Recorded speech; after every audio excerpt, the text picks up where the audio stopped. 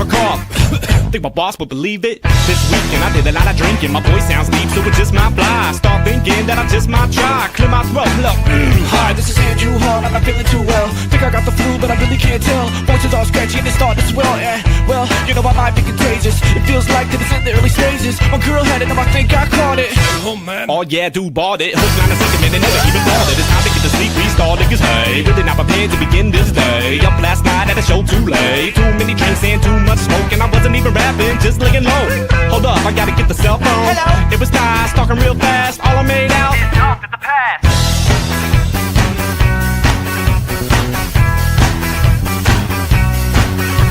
I'm just another dude on just another stage in yet another city part of the biggest stadium. There's a biggest show going down every day, so what you gonna do, man? Stanley would say that there's a lot of rappers filling the void, a lot of hot groups out there making noise. Every single night by there's a billion choices. You hear now, so raise your voices. You hear now, so raise your voices. You hear now, so raise your voices.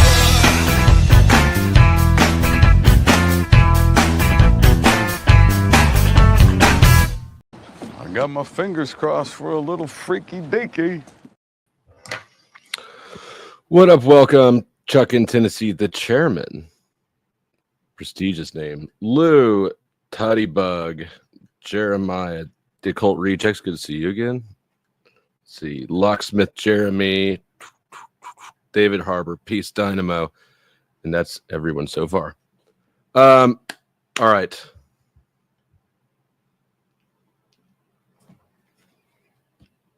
This is a little bit of a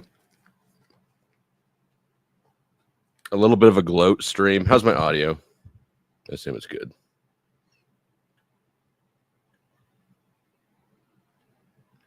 Because I've been telling you guys this for years about crypto. Cryptocurrency is the central banking's the central reserve banks are allowing the free market to stand up the infrastructure so that they can put into place eventually central bank digital currencies and tokenization. That's what blockchain, that's what NFTs, all that shit is about. It's got nothing to do with unique individual pieces of digital art.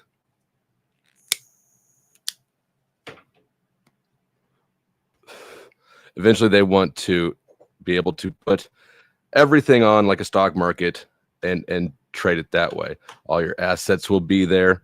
There will be a record of every transaction. That also makes taxation easier. Let's see what the BlackRock CEO, Larry Fink, says about that. This is from CNBC.com. Here, I'll drop the link in the main chat.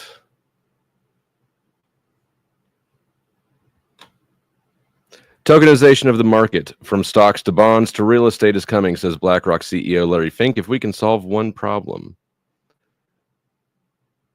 And if you're not familiar with BlackRock, between BlackRock and Vanguard, they basically own the whole world. BlackRock is the biggest asset management firm in the world. He says tokenization would revolutionize financial ownership and investing. But one big cybersecurity challenge still stands in the way: digital verification. That's what they're trying to figure out with NFTs.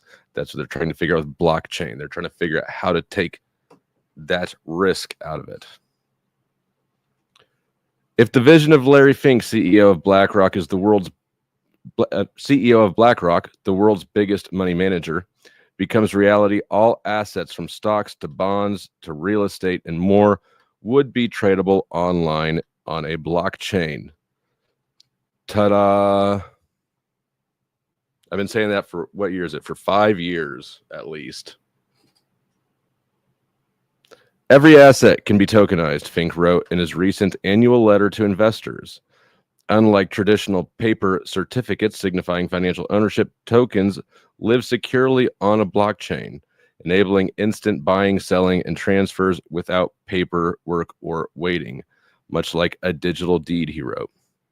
Now, I sort of disagree with that claim. I think that they live insecurely on. I don't think these blockchains are as bulletproof as they want people to think they are. Fink says it would be nothing short of a revolution for investing. Think 24-hour markets and a trading settlement process that can be completed down into seconds from a process that today can still take days, with billions of dollars reinvested immediately back into the economy. And the way it works now, if you don't have like if I sell if I sell stock on the platform I use, I believe it takes 10 days or so before the sale and the receipt of funds, before everything is actually all processed down to a point where I can remove the cash from that platform. Now I can immediately I'm given purchasing power so where I can sell shares and then buy new shares, but to actually remove money all the way out of that platform, it does take quite a while. And that buffer can definitely be an inconvenience to people, but it's also a good security measure.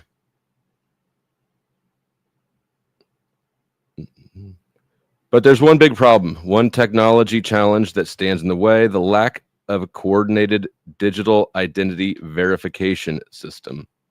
There's your ID requirements.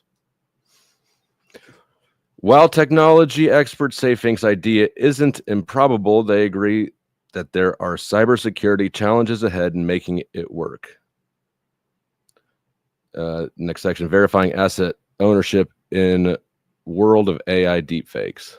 Today, it's not easy to verify online that the person you're interacting with is that person because of the prevalence of AI deepfakes and sophisticated cyber criminals, according to Christina Holka, executive director of the Secure Technology Alliance, an organization focused on identity, access, and payments.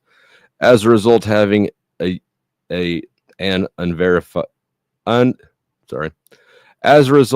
unified verification system would be useful because there would be cryptographic validation that people are who they say they are.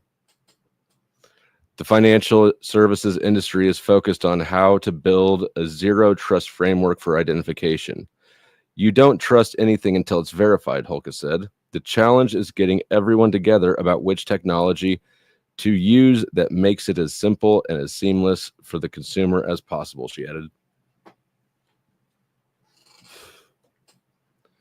It's hard to say precisely how a broad-based digital verification system would work, but to support a fully tokenized financial structure, a system would, at minimum, need to meet the stringent security requirements, particularly those tied to financial regulations like Know Your Customer rule and anti-money laundering rules, according to that dude. I'm not going to try to read that name. Chief Technology Officer at Point Wild, a cybersecurity company. And the Know Your Customer rules, after 9/11, as part of the, what was that act? Patriot Act. Know Your Customer rules were put into place that puts a lot of law enforcement obligations onto banks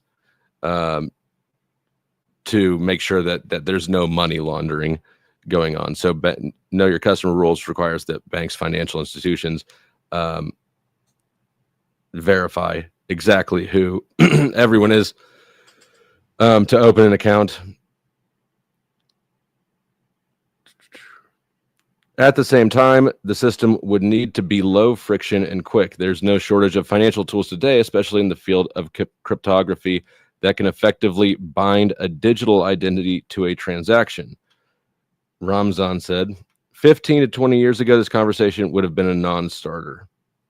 There have been some successes with programs like this across the globe, says Ramzan. India's Andhar system is an example of a digital identity framework at a national scale. It enables most of the population to authenticate transactions via mobile devices and is integrated across both public and private services. Estonia has an eID system that allows citizens to do everything from banking to voting online. Singapore and the UAE also have implemented strong national identity programs tied to mobile infrastructure and digital services. While these systems differ in how they handle issues like privacy, they all share a key trait: centralized government leadership that drove standardization and adoption, Ramzan said.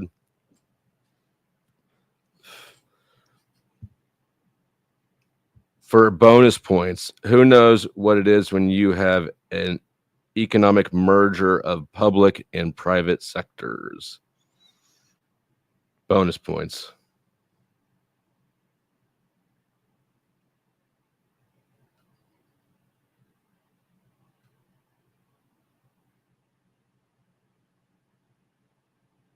I think Sasquatch wins, even though he had a typo. Fascism, that's called fascism. But it would be required if you are going to tokenize everything, all assets. Oh, shit. I can get rid of this banner. Don't worry, I'm coming. That's correct. That's called fascism.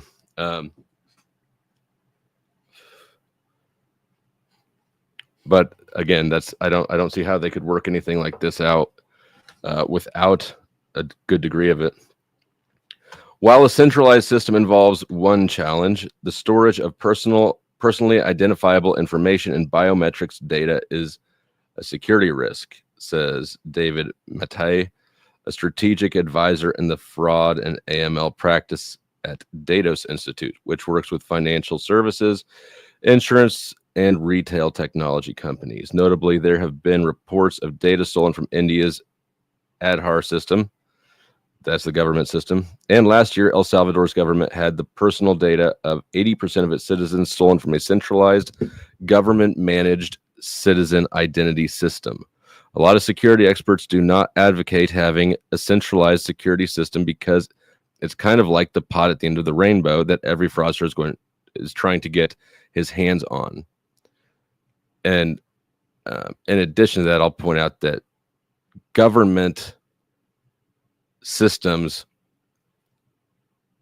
in my experience, anecdotally, seem to be well behind private industry ones because the government really doesn't have much risk of punishment, right? A bank who doesn't know its customer will have regulatory government agencies down their throat till the end of time.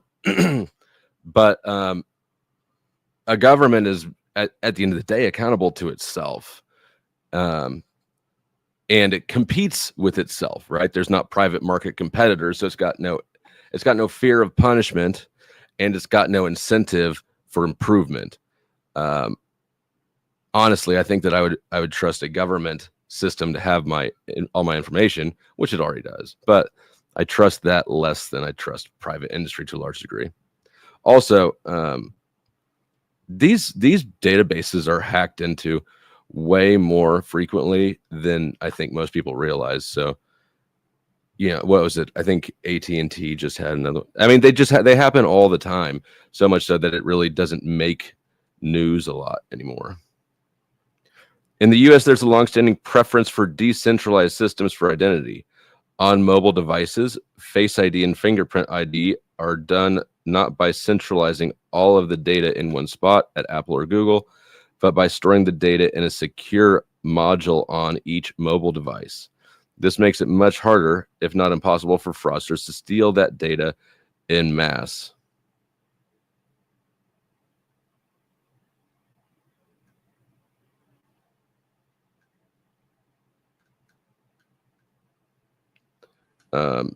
Let's see. Digital driver's licenses offer a cautionary tale. It would take a significant coordinated effort to come up with a national identity system used for identity verification. Identity systems in the U.S. today are fragmented, giving the example of state departments of motor vehicles. To move forward, we will either need a cohesive national strategy or a way to better coordinate identity across the state and federal levels. That's not an easy task. Take, for example, the efforts many states are making to adopt digital driver's licenses. About a quarter of states today, including Utah, Maryland, Virginia, and New York, issue mobile driver's licenses. Other states have pilot programs in effect, have enacted legislation, or are studying the issue. but this undertaking is quite ambitious and has been underway for several years. To implement a national identity verification system would be a massive undertaking and would require just about every company that does business online to adopt a government standard for identity verification and authentication. Which really, if you just extend know your customer standards to any industry that would need to know its customers, that would solve that. Competitive forces are another issue to contend with. There is an ecosystem of vendors who offer identity verification and authentication solutions that would not want a centralized system for fear of going out of business.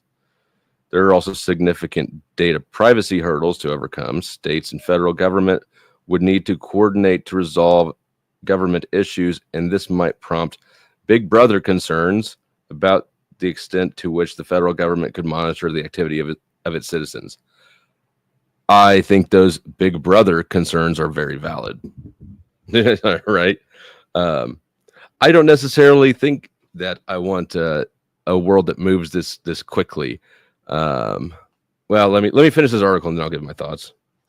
Many people have a bit of an allergic reaction when anything resembling a national ID comes up, Ramzan said, ignoring the fact that it's totally valid. Last section, Fink has been pushing the SEC to look at the issue. The idea is not a brand new one for Fink. At Davos, that's the World Economic Forum, earlier this year, he told CNBC that he wanted the SEC to rapidly expand the tokenization of stocks and bonds. Yeah, at Davos. I like how they said at Davos, the location, instead of saying at the World Economic Forum's annual meeting at Davos. That's what they should have said. There's BlackRock self-interest at work and potential cost savings for the firm and many others, which Fink has spoken about. In recent years, BlackRock has been dragged into political battles and lawsuits over its voting of a massive amount of shares held in its funds on ESG issues. ESG is goddamn, what's that stand for? It's a sustainability thing. Environmental, social, and governance. So basically, managing political and social things that I don't think we want businesses to manage.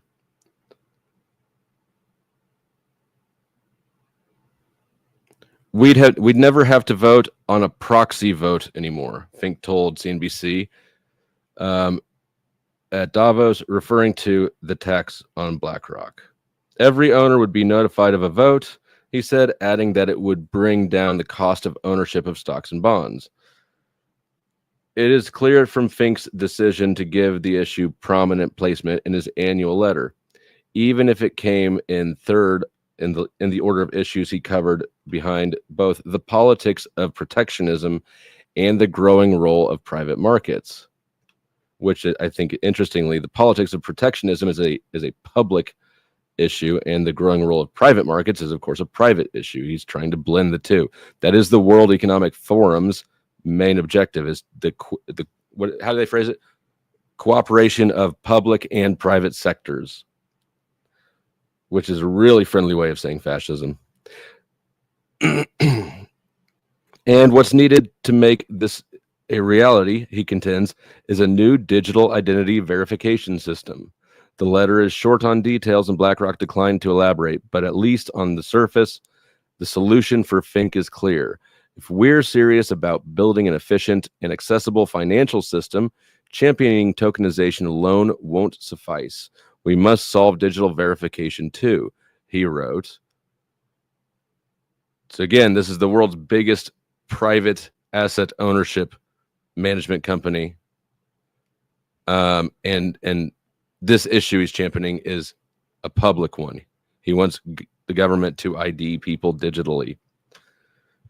Blockchain continues to evolve, and people are learning to understand it better.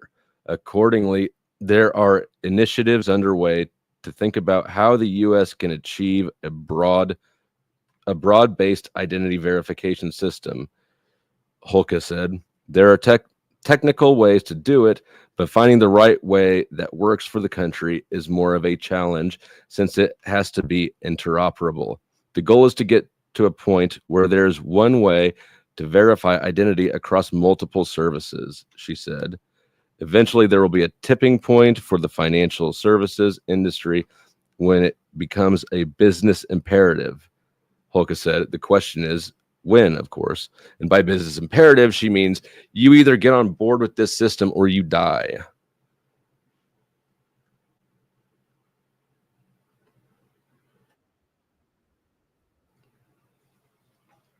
Sasquatch isn't back. You can come up whenever you want. Again, like I said at the beginning, this is sort of a gloat stream for me. I've been saying this about crypto for 5 years, at least, that it is the private sector. The private sector is being allowed to stand up these technologies because what they want to do is they want to tokenize and digitize all physical assets so that sales can take place immediately if it's something that can be transferred digitally. And even if not, say if I want to sell my cell phone on Facebook Marketplace, even though that transaction has to take place physically, the sale can be recorded digitally. That way, the purchaser of the cell phone can utilize it without it being locked. And most importantly, I, the seller of it, can be taxed, maybe even immediately taxed.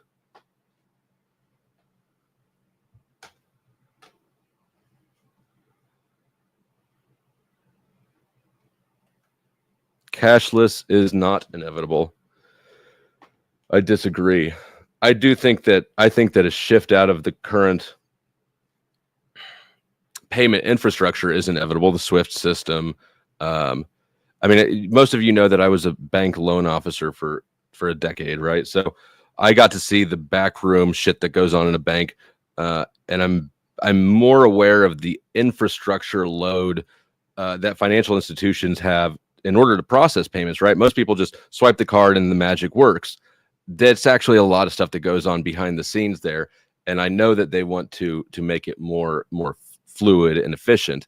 That makes sense. And that's why I've also said the only crypto that I don't own any crypto, but if I did, and this is not financial advice, this is just my opinion, I think it would be XRP, because as far as a currency, no central bank is going to give up that power. The power to have, especially the central reserve currency like the dollar, that's probably the most powerful position on earth. Nobody's given that shit up to a tech nerd with an idea. What they will do is let that technology, that infrastructure grow organically, and then they'll turn it off. They'll say, this is the money of criminals. We need to know who's doing what with it. And everything is illegal now except for the Fed coin. Well, you can make it illegal. That doesn't mean it'll go away, right? People will still have their Bitcoin on their little thumb drives if they want to, but it does mean that it's going to be effectively useless then.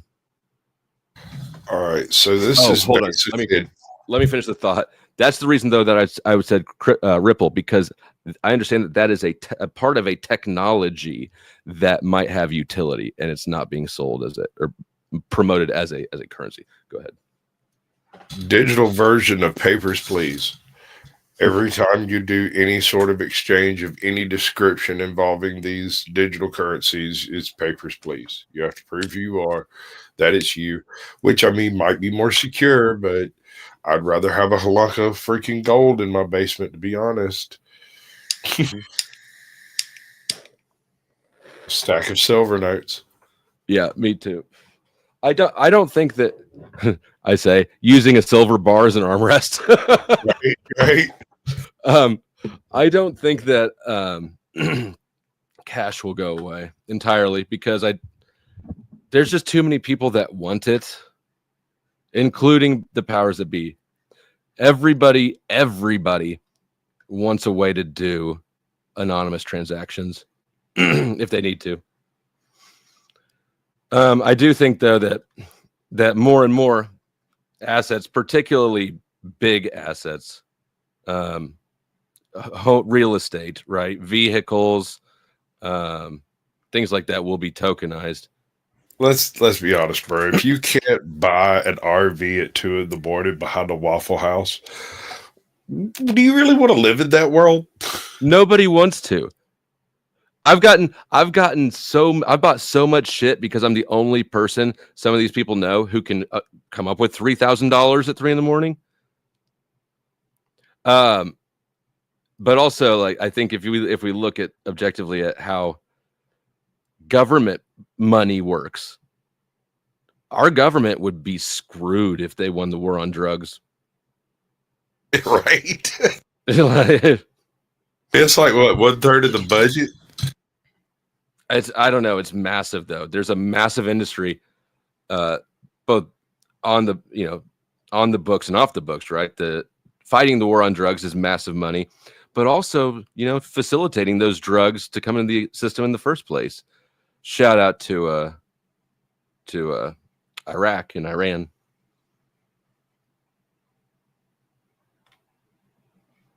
What do you got? Any thoughts on?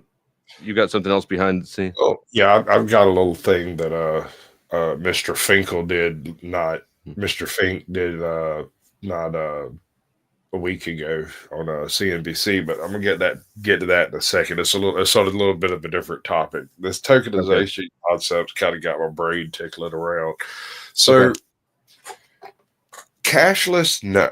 There will always be a place for cash because you can't digitize absolutely every transaction at this point. There may come some point in the future after all our babies have been chipped and they've got the mark of the beast on their forehead and all of that, where they can shout out Elon Musk and Neuralink. That if Neuralink works, that would really solve all the identity verification problems entirely.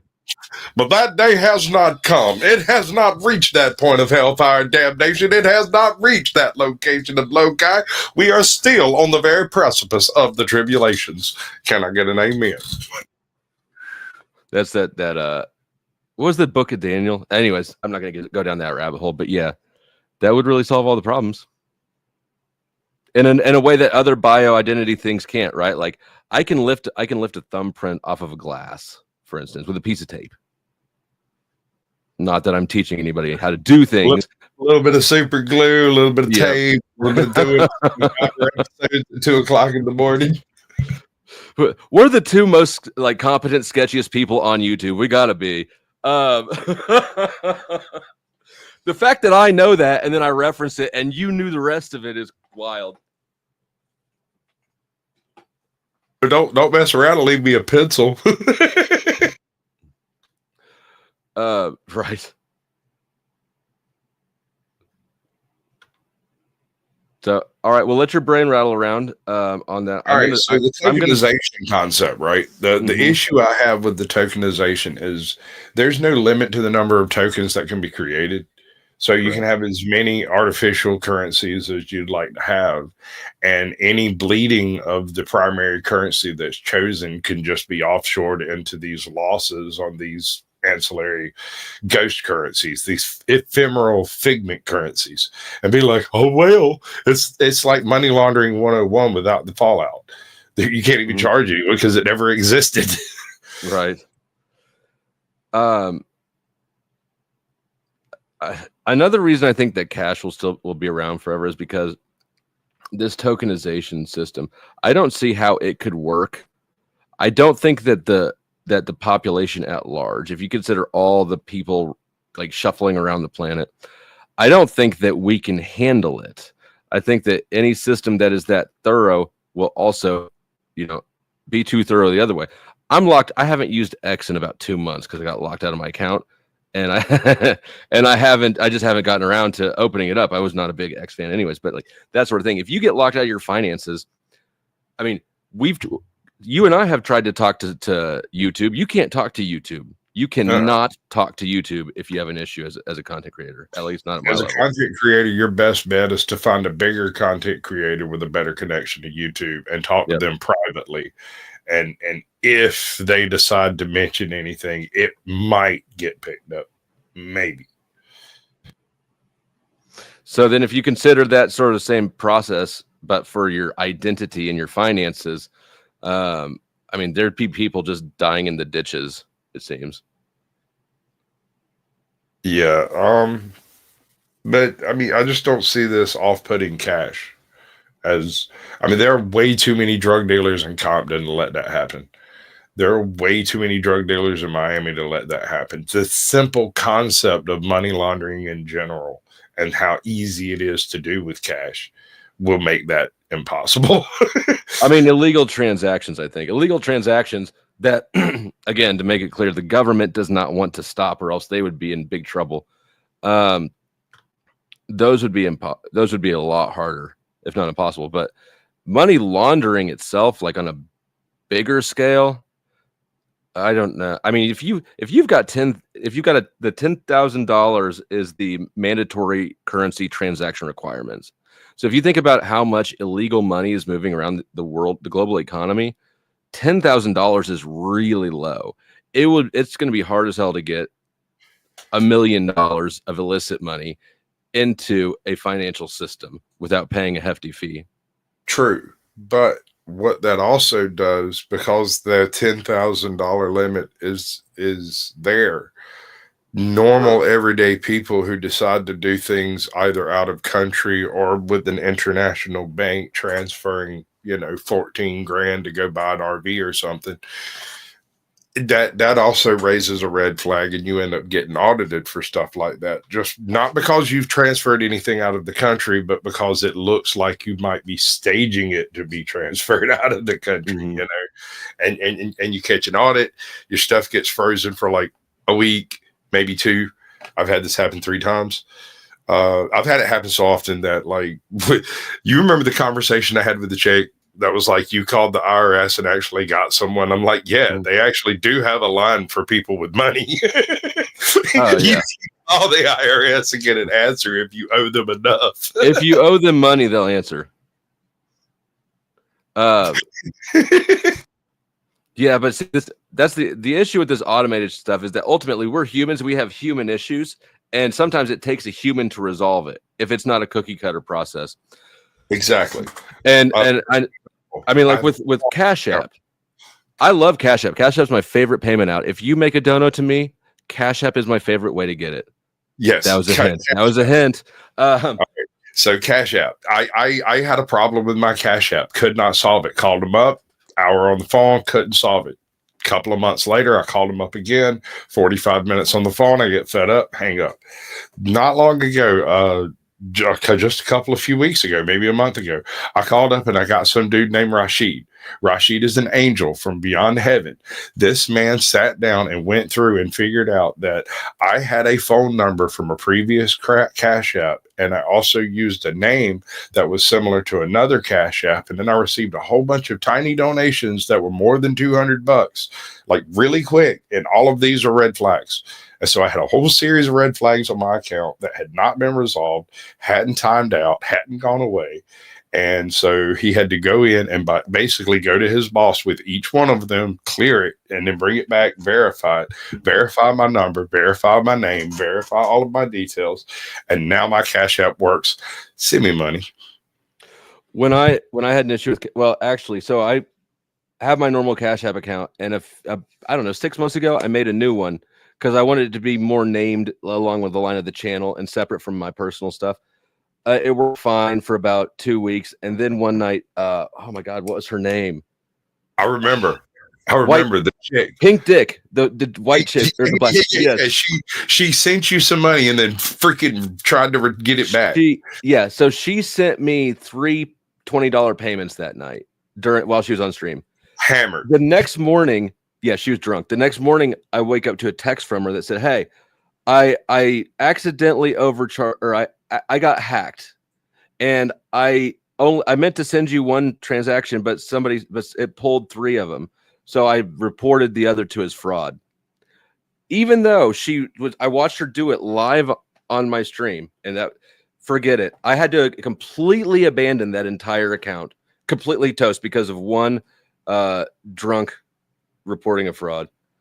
Was that me? And Meanie. Oh, eBay. Mimi. Yeah, Mimi. That was Mimi. When I got kicked off of eBay for life, they closed my. I mean, forget it. I'm not going to go into all the details. It was a 3-day ordeal for me to get a hold of them and tell them the right combination of words to get them to they tried to charge me a seller's fee on the product that they banned me for selling, which was a human. So they closed my account. Yep. Yeah. They closed my account, but then they closed it with that fee added. It's crazy. So they still want their human trafficking fee, even though they don't believe in human trafficking. Correct. I'm banned from human trafficking. However, they want their cut of it. Wait a second. Hold on. So we've actually come to the conclusion that it is acceptable to traffic humans. You just didn't pay enough. I don't know, but it's wild. Also, if anybody watching, I've posted the panel link to Ko-fi and the community tab on my channel. If you are not a member but want early access to StreamYard links, it's $20 a month. Do it on the Flow State channel. I mean, Ko-fi charges me less, but if you're wanting early links and access to old stuff, the old new stuff, you got to do it on the channel because Ko-fi really has access to old Flow State stuff on the other channel. I'm just afraid that this quote digital security will end up like the credit card companies that refuse to allow you to buy certain things. If you remember what I'm talking about. Say that again. I was distracted. Back this new digital thing. If you remember back when credit card companies were refusing to allow you to buy certain things with their card. Oh yeah, they had firearms coded differently. Yes, and now I believe thing could happen. I believe that's actually been made illegal now in the U.S. But I see what you're saying, like that, and that would fall under ESG, the acronym that I just read on the article. Earlier. That's a political value being forced through economic means. What do they call it? A social credit score, something like that. Mm-hmm. So stupid. Basically, yeah.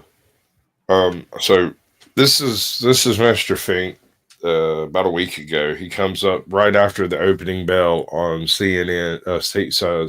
CNBC does this little bit here. Now, most of this is just puff and fluff, but right towards the end, he actually gets into some of the.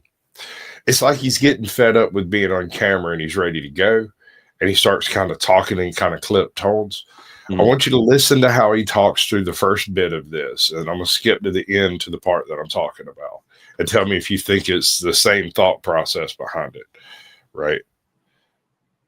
I know we got a little bit of background noise here, but you're making the point. You obviously talked about this. Listen, we were talking about it, the uncertainty. So many CEOs we're speaking to. I've heard this now many number of times, similar to early days of COVID, like 5 years. Is that? You need to run into the uncertainty and try to find solutions. Okay. So keeping your head down, I would not like that as an answer as a shareholder with any CEO. Right. I mean, to me, this is an opportunity to look for opportunities. And all right, so this sounds to me like barbershop talk. Like this is the kind of talk he's expecting to have in any personal interaction with anyone. Right. Agree. All right. Let's see if I think that's right. Do we think that we could actually do? No, right after homie's talking. Shut up, Beck. Who is that? I can't remember that dude's name. I hate him. Years of supply chain creations. All right. How does zero impact our country? Well, we've had now 20 plus years of supply chain creations. And, another economic force, Jim, post World War II was consumerism.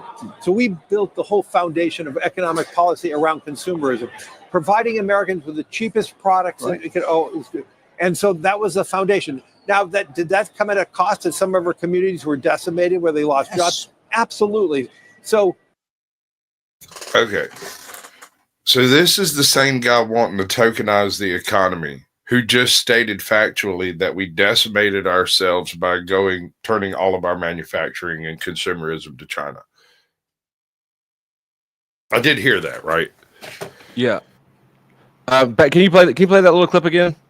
I was paying too much attention to his mannerisms and not enough to his words.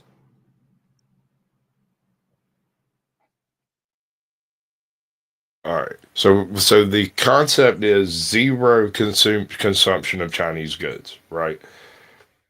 And he's not expecting this question. Years of supply chain creations.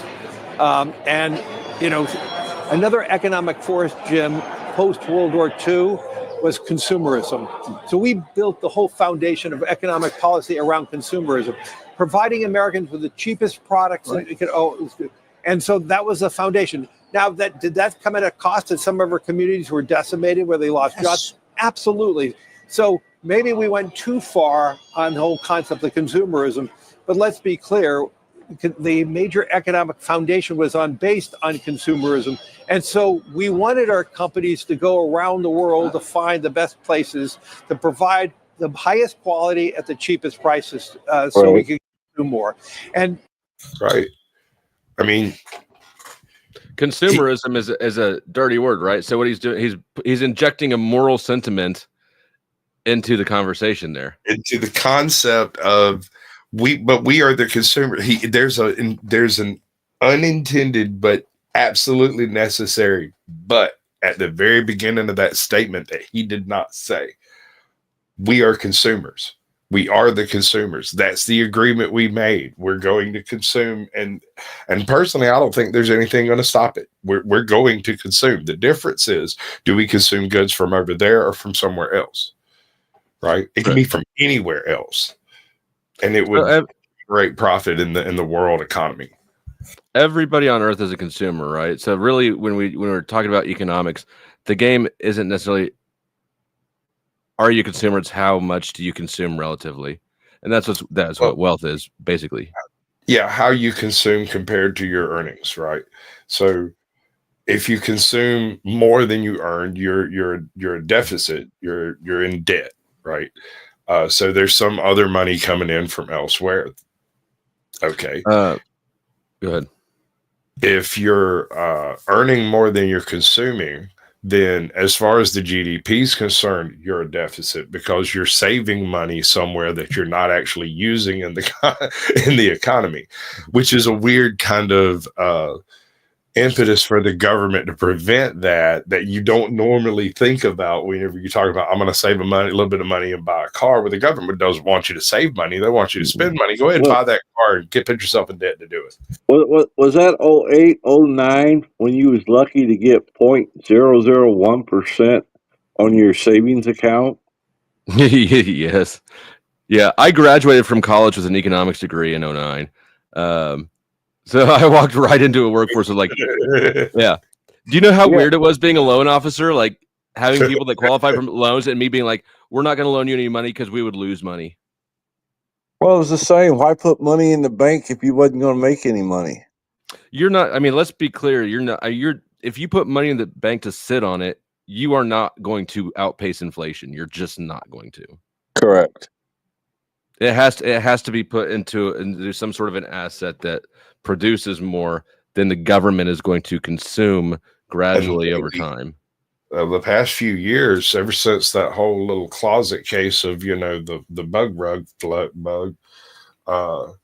real estate has been the absolute top freaking earner across the board. Yes, it has been unreal, bro.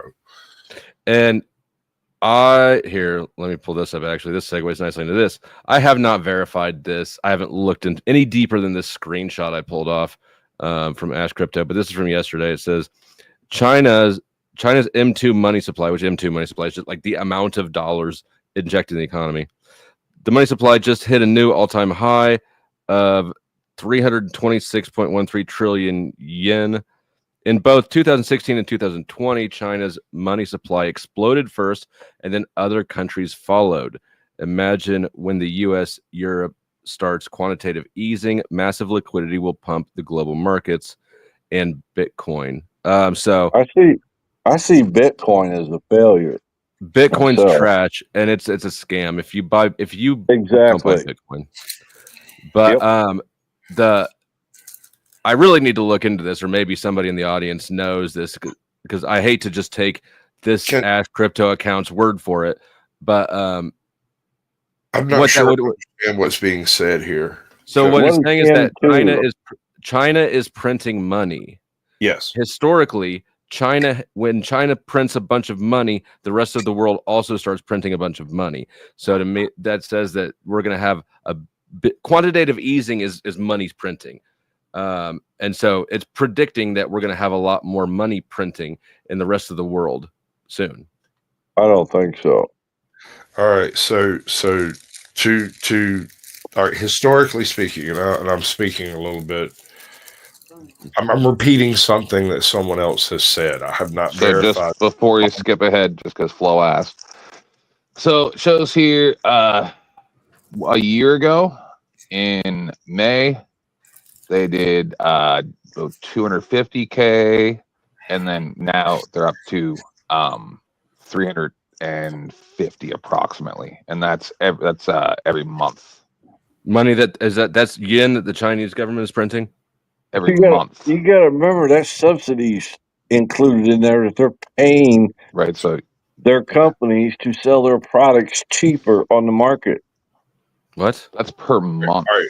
No, All right. we're not talking about the subsidies companies at all. We're talking about the actual amount of dollars in existence. Speaking to that, the China's response to this type of inflationary reaction is typically to produce more product. That's not going to work this time, or rather, they'll do it, but they'll have to offload it to different countries other than the U.S. So the entire supply chain that's set up, just basically mainlining into the U.S., it's not going to come from China. So what will inevitably happen is you'll have these drummed up shop fronts that are basically just taking stuff out of one box and putting it in another Third box. party. Yeah, label on it and shipping it right back out. Yeah. What they're saying here is, I'm just looking at a bunch of different charts. Around the end of January, approximately, they crossed the line and started inflate. The money expansion increased beyond the amount that America had been increasing theirs. And just to touch on what you guys are talking about devaluing currency, that's what Canada has specifically done for decades, like for 50 years, since the 80s. When our dollar gets close to America's dollar, we have to devalue our dollar, because if we don't, no one will buy our goods, and we have a surplus of all goods.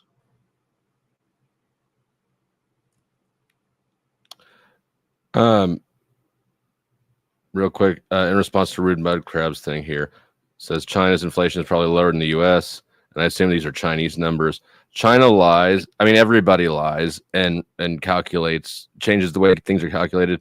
China does it more aggressively than the rest of the world. At least that is how it is perceived in the global market. It is perceived as the biggest liar on the block. But it's also not the central reserve currency. The U.S. gets to export its inflation, like just what Ismail was talking about, to a large degree, because other countries need the dollar.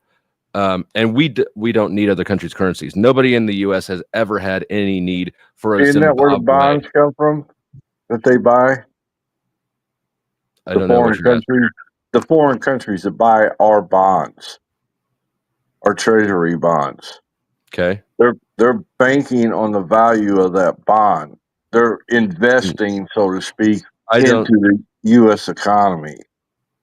I mean, I don't really understand what you're asking, because that when you buy a bond, you're buying an investment. Right. However, the bonds are backed, they're guaranteed by the federal government. Mm-hmm. Right? Right. So as it stands now, we're falling deeper and deeper with China buying so many of our quote unquote treasury bonds. Could they foreclose on those? I don't see. No, not really. It's impossible. It's really impossible for us to default on them. With treasury bonds, the risk is that we inflate, because it's impossible for us to default. We print the money, right? We can print enough money to make that debt good, but the money loses value. So with a bond, what you're doing is is your inflation going to outpace your return? Oh, okay. They can't. I don't see how they could foreclose on us without war. So, anyways, Well, go on. Any more thoughts on this topic? Should I open it to the public? I'm probably not going to do a real long stream right now because I think that there's actually another economic conversation that is going to go on over on Sarah's in a little bit that I'm kind of interested in. Which one is that? She's having non-fom on to talk about tariffs. Okay. And I believe that this is what I suspect will happen. I suspect that non-fom, being a good young liberal that he is going to dislike tariffs, and that all of Sarah's audience is going to disagree with him, except for me. I think that I'm going to agree with him, but not because I politically agree, but because just a tariff is a tax. That's what it is. A tariff is a tax on the consumer. We've got all the MAGA media saying, "Oh, we're presenting it like by implementing tariffs, we're winning against other countries." All that he's doing is manipulating the market, and if they do get implemented, that's just ultimately it just boils down to a tax for the consumer. Well, I remember when I was in the steel business, our steel was let's just say $65 a ton. And China come in and was selling their steel for $35 a ton. And they put a tariff on them in order to equalize the playing field. Because what happened was China was giving them 50% right up front. Giving who? The steel companies over in China. They were giving them 50%, which allowed them to sell their steel for half the price. They were making short-term loans to the companies. No, they were giving them cash. They were just out and out subsidizing the steel market at that time. Interesting. Yes, it was. And until the U.S. put a tariff and equalized it, were we able to survive? Because had they not, we'd have gone out of business. You should have gone out. I mean, so in an ideal free market, you should go out of business if you can't provide a product at the same price. But really, I mean, this gets into it gets messy there. Yeah. Because you've got the economics involved, I'm sorry. No, you go ahead. The countries, the politics involved, and then it just kind of muddies all the waters.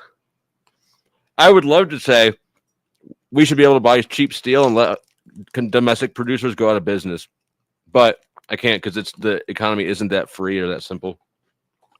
Well, you got to remember national security too, national defense. That national security, national defense thing goes deeper than you think. There was some thought processing in the EPA back in the day. I can't remember, like mid 90s, late 90s, when that big argument about peak oil was going on. The EPA kind of took it upon themselves to preserve America's natural resources when the purpose of the EPA was to prevent things from damaging the natural resources. Correct. Right?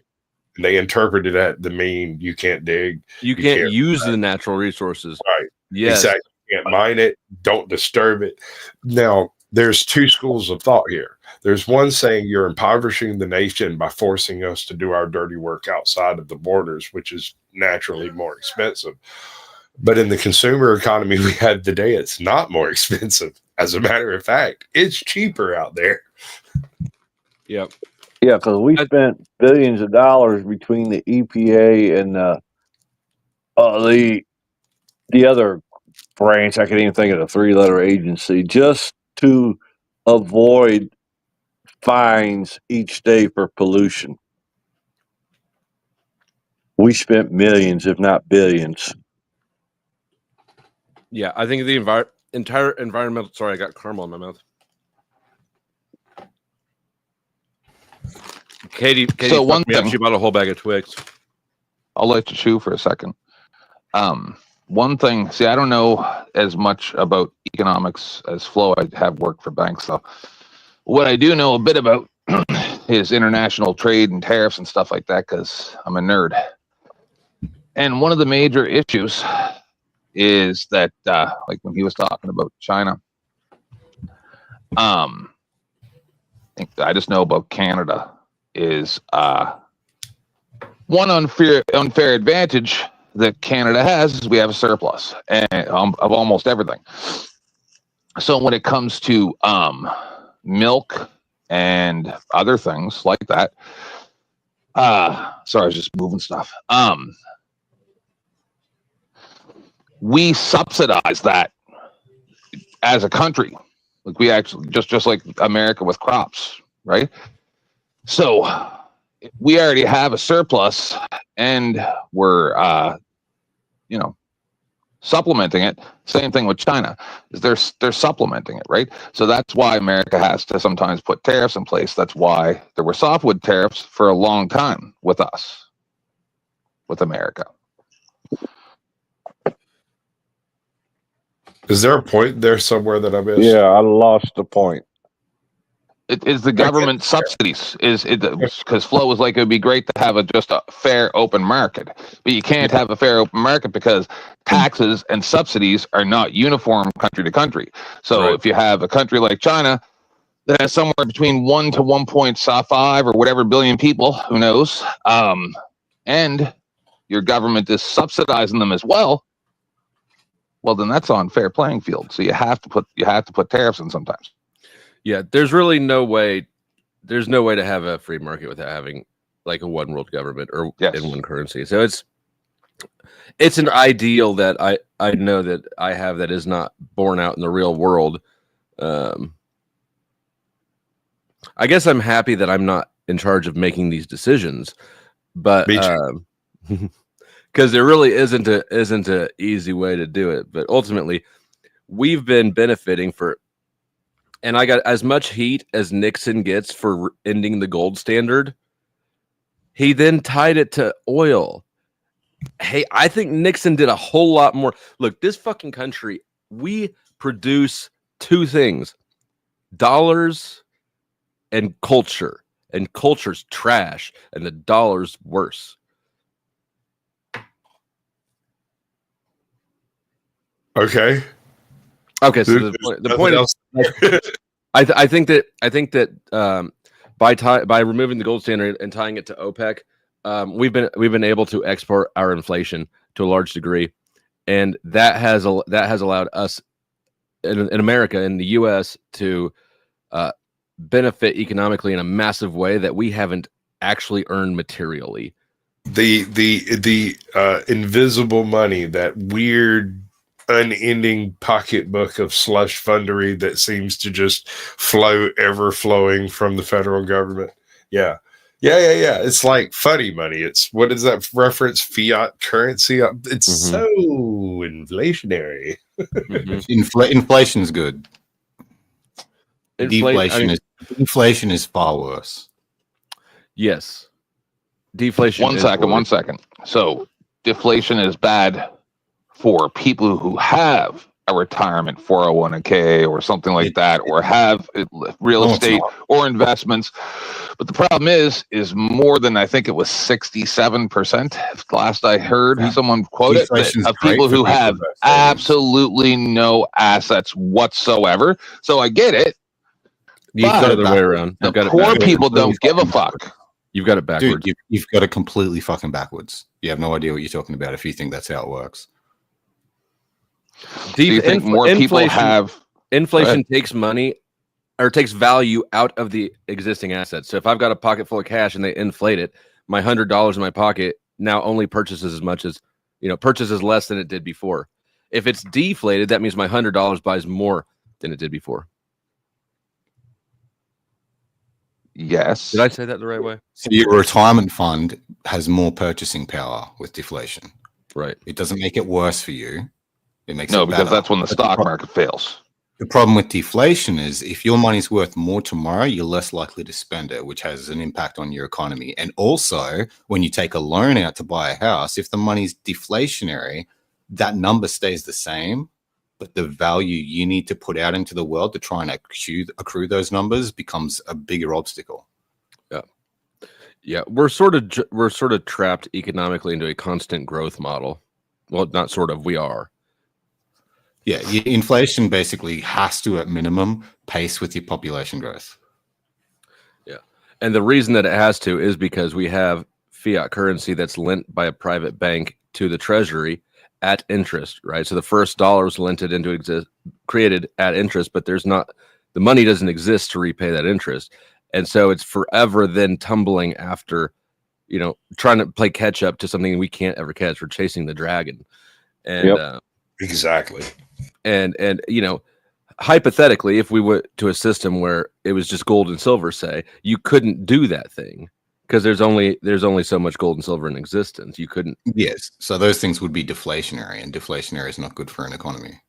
Right. I think 10th Man was right somewhat that a vast majority of people have nothing to fall back on, is what his point was. Oh, that's true. I'm saying rich people, when things inflate, their property and other things and 401ks increase in value because it's invested in stocks. If you were to have deflation back to, say, pre-pandemic era, that would benefit the poor, but it would greatly disadvantage the rich. Well, my property assessment went from $250,000 to $750,000, and I can't figure it out for shit. I went down to the courthouse to try to figure it out, and I don't understand how the hell it could went that far that fast. You do know that you can. Sorry, you go ahead. Go ahead. Just you can put in for that to be reassessed, and usually it'll go down by like 40 to 60%. 40% will help 700,000, bro. They just did a reassessment. That was a reassessment.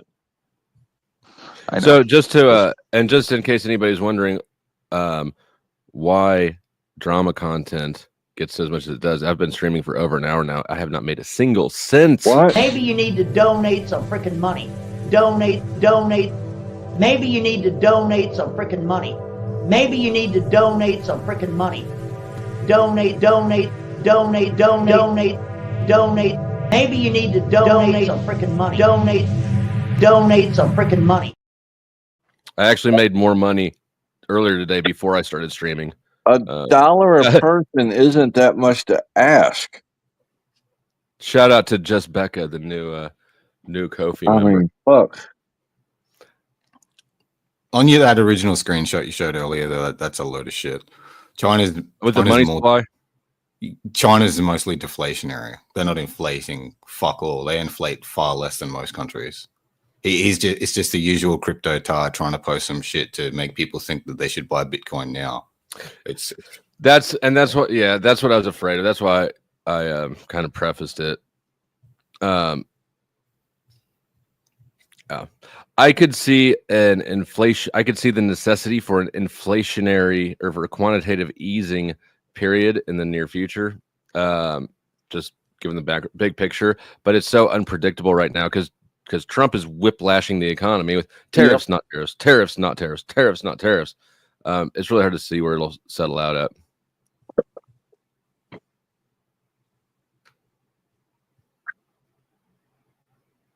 But yeah, no, they do. The crypto boys do market as, the new gold or whatever. Forget it. If there's one takeaway, and it's not financial advice, it's just in World of Warcraft. If there's one thing I would take away from that, it's that, like I've been saying, crypto's ultimately going to be a scam. Yeah, because all you got to do is sever the transatlantic cables where nobody has internet to other countries, and what good is your crypto? Satellite. They're called satellites, Chuck. It doesn't matter. That's for sure, like way harder than just making it illegal.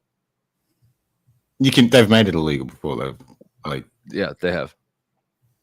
I never saw an update of when, I believe it was in Colorado during the unicorn virus phase there, that they had raided a bunch of crypto ATMs. I don't know where that ever went. They took them away. I remember the crypto ATM story. It was like they're gone in like 2 days. Like it was weird. I actually talked to somebody about it and tried to find the I was like live. I had looked at the story, mentioned something about it, put it backstage to deal with. We finished what was going on at the time, went back to go bring it up and got a 404 error. It was like, no, I swear there was a story about ATMs in crypto. Yeah, I got it off Free Thought Project. That's where I used to broadcast. I used to read because they had all the videos at the bottom, so it was super easy, and they had all the stuff there. Yeah, so I don't know. There's I don't actually know about that story, but I know about the when of- there was the natural gas pipeline was ransomed, like on the East Coast, a handful of years back for crypto. Almost all, I think, like 95% of those funds were recovered because the blockchain is public. They just went and pulled the money out of the wallets that it was sent to. The feds did.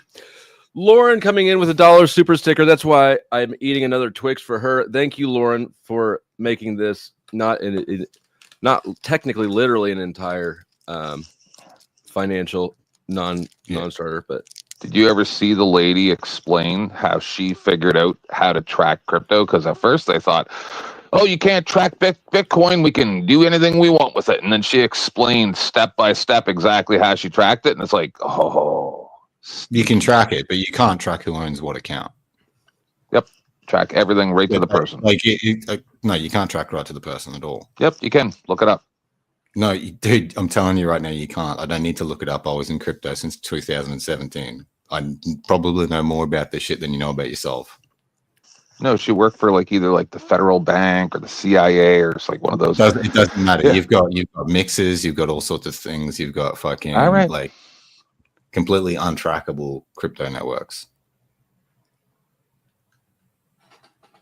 You've got networks that in a transaction, in a block, when it's processed, every fucking transaction that's injected to that is mixed around and you don't know what came from where, but it's going to somewhere else. Well, you can. So now, something that I've never trusted is the claim that you cannot make more crypto. I've heard it repeated on over and over and over again, and I understand how they say it works. I just don't know that we're being told the truth. Do you have any? Let's just say. I mean, let's just say Bitcoin. You could make more Bitcoin if you controlled 51% of the network. That means you get to establish what the actual ledger looks like. But for anyone to actually control 51% of the network, you're talking about more processing power than any country has.